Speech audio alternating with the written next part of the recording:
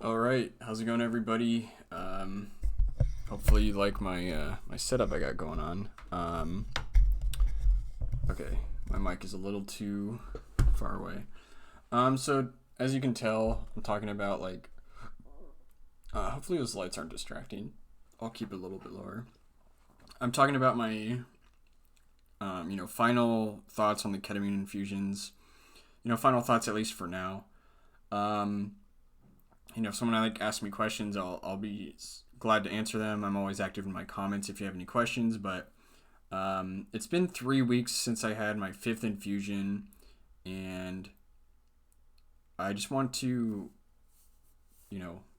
explain everything on my mind. There isn't too much, but I'll just start going. So, for one, I've had some bad side effects. I saw people in the comment sections of other ketamine videos talking about oh, ketamine did this to me. I don't think I remember anyone saying they have my exact symptoms, but I remember very few people, but a vocal minority, I guess, is one way to put it, is there were some people that got bad effects from ketamine, and unfortunately, I have to say that I'm one of them.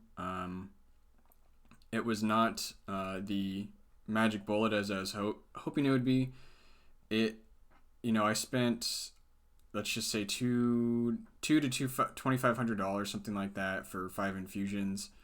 And unfortunately, my total relief that I would say was caused from the ketamine was 12 hours of depression was relieved. And obviously that's a pretty bad result. Another obvious statement is that I could have done more. I could have done more treatments. I could have gone for 7. I heard one lady who got the result she wanted after 7 treatments. So, maybe it was still in the cards for me to get the relief that I was looking for, but the fact that I had such a tiny result after 5 treatments, and I was getting bad side effects, just led me to stop early. I didn't finish the sixth. So like I said, it's been a little under 3 weeks, I think. I can look right now. Just give me 1 second. It's on the 11th, so 7/14. Yeah, it's been 20 days, which actually isn't that long. Is that right? I feel like that's wrong. But no, I mean that's what I've got in my notes, so it's definitely right. So anyway, it's been 3 weeks.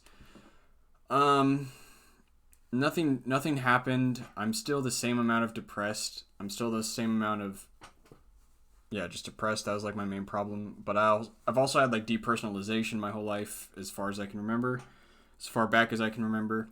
But I do want to talk about the negative things. So the negative things that came from ketamine. So after the 2nd or 3rd infusion, I got really bad tinnitus. I know people think it's pronounced tinnitus, but it's tinnitus according to the ENT that I went to.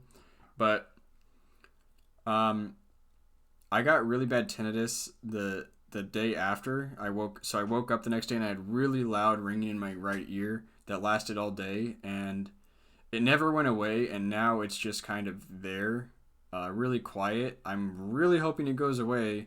And on top of that, I had tinnitus already in my left ear, and I think that's worse than it used to be. So definitely not a good vibe for that.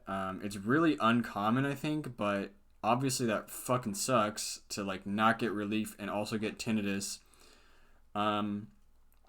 So that fucking sucks. I paid a bunch of money for that.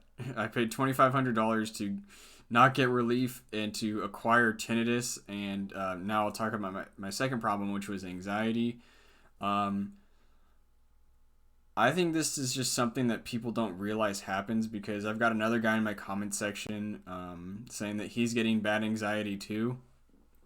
And I don't know. Maybe that's just only 2 data points, but I guess I'll just leave it as it is. It's only 2 data points, but I got really bad anxiety. I've always had I think I've always had mild anxiety, very mild, and